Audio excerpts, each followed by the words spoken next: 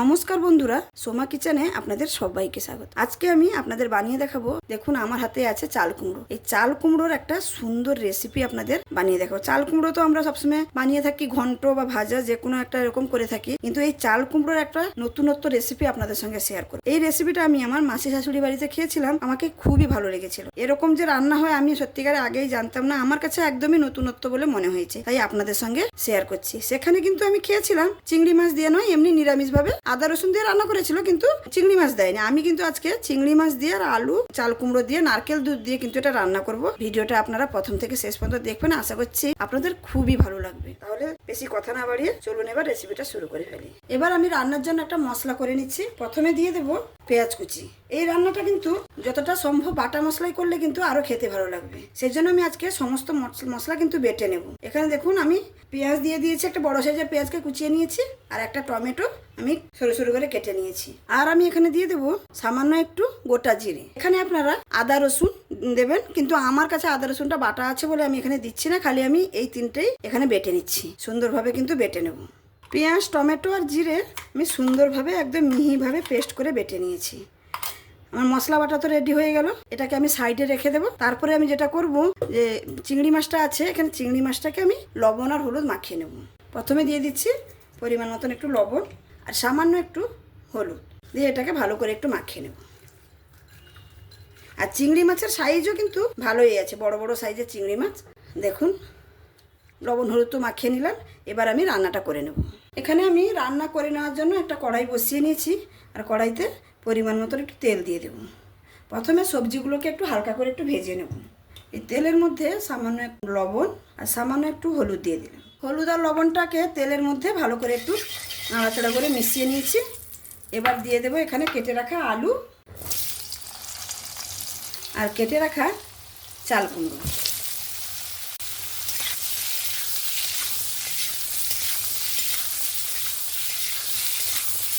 ভালো করে একটু মিক্স করে নেব।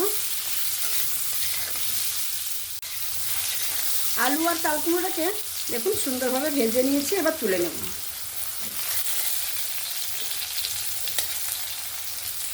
কড়ার মধ্যে যে সামান্য একটু তেল আছে, ওতে কিন্তু আমি চিংড়ি মাছটাও ভেজে নেব।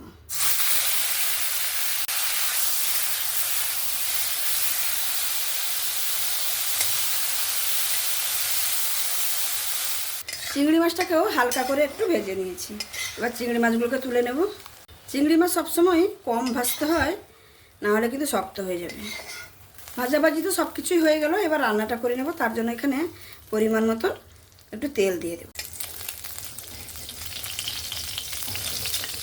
তেল তো অলরেডি গরমই আছে, এবার আমি ফোড়নে দিয়ে দেব সামান্য একটু জিরে, গোটা জিরে। তার সঙ্গে দিয়ে দেব 3টা এলাচ। দেখুন এখানে তেজপাতা, 2টো তেজপাতাকে আমি ছিঁড়ে দিয়ে দিয়েছি। প্রথমে আমি ফোড়নটাকে সুন্দরভাবে ভেজে নেব, যতক্ষণ ফোড়ন থেকে সুন্দর না একটা গন্ধ বেরোবে। ফোড়নটা সুন্দরভাবে ভাজা হয়ে গেছে, ফোড়নের থেকে একটা সুন্দর গন্ধ বেরিয়েছে। এবার আমি বেটে রাখা মশলাগুলো এখানে দিয়ে দিচ্ছি।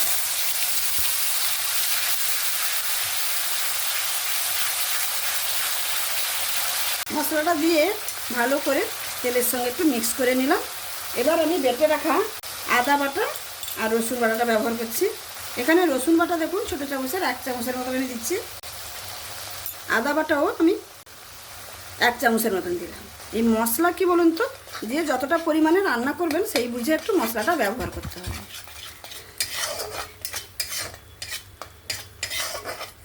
সমস্ত বাটা মশলাগুলো এখানে দেওয়া হয়ে গেল। এবার আমি ভালো করে একটু 2-3 মিনিট ধরে সুন্দরভাবে কষিয়ে নেব, যতক্ষণ না এই কাঁচা মশলার গন্ধটা চলে যায়। এখানে এই মশলাটা 2-3 মিনিট ধরে সুন্দরভাবে কষিয়ে নিয়েছি। দেখুন মশলা থেকে তেল ছাড়তে শুরু করেছে। এবার আমি এখানে গুঁড়ো মশলাগুলো ব্যবহার করব, আর গুঁড়ো মশলা যেগুলো আমরা রোজ ব্যবহার করে থাকি তরকারিতে সেইগুলো। এবং পরিমাণ মতন একটু লবণ দিয়ে দিলাম, পরিমাণ মতন হলুদ। এখানে ঝালটা যেটা পছন্দ মতন বুঝে দেবেন। আমি এখানে কাঁচা লঙ্কা যেহেতু ব্যবহার করিনি, সেই জন্য ঝাল লঙ্কার গুঁড়োটা একটু পরিমাণ মতন দিয়েছি। আপনারা যে যেরকম ঝাল খেতে পছন্দ করেন সেরকম ব্যবহার করবেন। আর একটু সামান্য একটু কাশ্মীরি লঙ্কা দিয়ে ভালো করে মশলাটাকে কষিয়ে নেব। এই মশলা ধোয়া জল দিয়ে দিয়ে মশলাটাকে কষিয়ে নেব।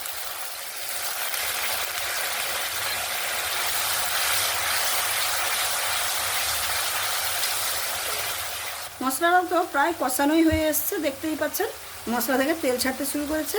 আমি এবার এখানে একটু সামান্য চিনি ব্যবহার করছি। যেহেতু আমি নারকেল দুধ দিয়ে বানাবো সেই জন্য চিনিটা একটু ব্যবহার করলাম। আপনারা যদি চিনি কোনো অসুবিধার জন্য না খেতে পারছেন তাহলে অবশ্যই চিনিটাকে স্কিপ করে দেবেন, কোনো অসুবিধা নেই, স্বাদের কোনোই পার্থক্য হবে না, দুটোই খেতে কিন্তু ভালো লাগবে। চিনিটা দিয়েও ভালো করে আমি নাড়াচাড়া করে নিলাম। দেখুন মশলাটা কত সুন্দরভাবে কষানো হয়েছে। আমি আমার প্রত্যেকটা রান্নাতেই বলে থাকি মশলাটা যত সুন্দরভাবে কষানো হবে তত কিন্তু তরকারির স্বাদটা পাওয়া যাবে। মশলা কষানোর কাছে কিন্তু যে কোনো রান্না স্বাদ আপনারা পাবেন। আমার এখানে মশলা কষানো সম্পূর্ণ রেডি। এবার আমি ভেজে রাখা চাল কুমড়োর আলুটা প্রথমে দিয়ে দেব।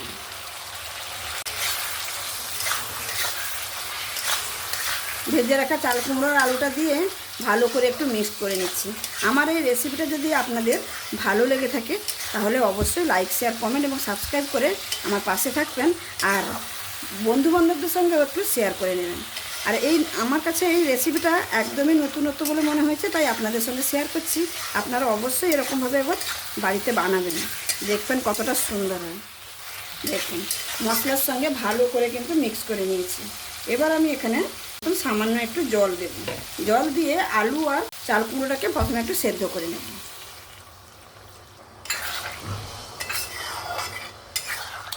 এখানে পরিমাণ মতন আমি জল দিয়েছি, আর দিয়ে এবার চিংড়ি মাছগুলোও দিয়ে দেব।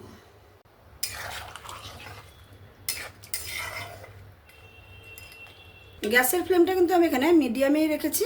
এবার আমি 5 মিনিটের মতন ঢাকা দিয়ে দেবো। ঢাকা দিয়ে দিলে কি হবে, আলু আর চাল কুমড়োগুলো কিন্তু সুন্দরভাবে সেদ্ধ হয়ে যাবে। এখানে আমি 5 মিনিটের মতো ঢাকা দিয়ে রেখেছিলাম। এবার ঢাকনাটা খুলে নিচ্ছি।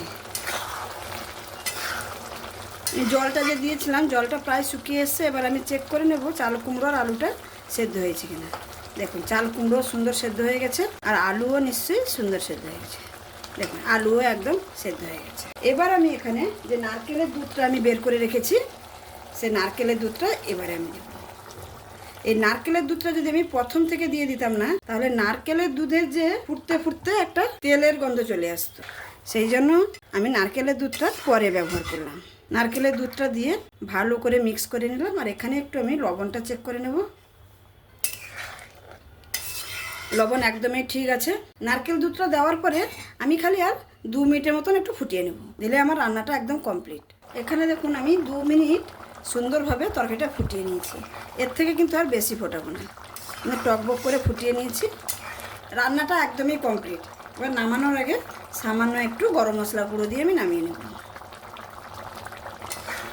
দেখুন দেখতে কত সুন্দর হয়েছে, দেখুন তরকারিটা অসাধারণ দেখতে, আর খেতে কিন্তু অসাধারণ স্বাদের হয়ে থাকে। ব্যাস আমার রান্নাটা একদমই কমপ্লিট। এবার আমি পরিবেশন করে আপনাদের দেখাচ্ছি। তাহলে বন্ধুরা দেখতেই পেলেন আমার এই চাল কুমড়ো, চিংড়ি মাছ আর নারকেল দুধের এই রেসিপিটা। দেখতে দেখুন কতটা অপূর্ব হয়েছে, আর খেতে কিন্তু অসাধারণ স্বাদের, অসাধারণ স্বাদের। যে কোনো চিংড়ির মালাইকারিকেও হার মানিয়ে দেবে। আর এখন তো চাল কুমড়ো বাজারেও পাওয়া যাচ্ছে, গ্রামাঞ্চলে তো প্রত্যেক ঘরে ঘরে কিন্তু চাল কুমড়ো গাছ হয়েছে, আর চাল কুমড়ো তো খাচ্ছেনই। তো একবার প্লিজ এরকমভাবে বানিয়ে দেখবেন। যদি না ভালো লাগে তাহলে আমাকে অবশ্যই কমেন্টের মাধ্যমে জানাবেন, আর যদি ভালোও লাগে তাহলে আমাকে অবশ্যই মনে করে কমেন্ট করে জানাবেন। একবার অবশ্যই বাড়িতে বানাবেন। তাহলে আমার এই রেসিপিটা যদি আপনাদের ভালো লেগে থাকে তাহলে অবশ্যই লাইক, শেয়ার, কমেন্ট এবং সাবস্ক্রাইব করে আমার পাশে থাকবেন। যে সকল বন্ধুরা অলরেডি সাবস্ক্রাইব করে আমার পাশে আছেন তাদেরকে অসংখ্য ধন্যবাদ। আর যারা এখনো সাবস্ক্রাইব করেননি প্লিজ বন্ধুরা সাবস্ক্রাইব করে আমার পাশে থাকুন। আমি যখনও কোনো নতুন রেসিপি আপলোড করব আপনাদের কাছে কিন্তু সঙ্গে সঙ্গে পৌঁছে যাবে। তাহলে আজকে এখানেই শেষ করছি। আবার দেখা হবে অন্য কোনো দিন অন্য কোনো দারুণ রেসিপির সঙ্গে। সবাই ততক্ষণ ভালো থাকবেন, সুস্থ থাকবেন, সাবধানে থাকবেন। ধন্যবাদ।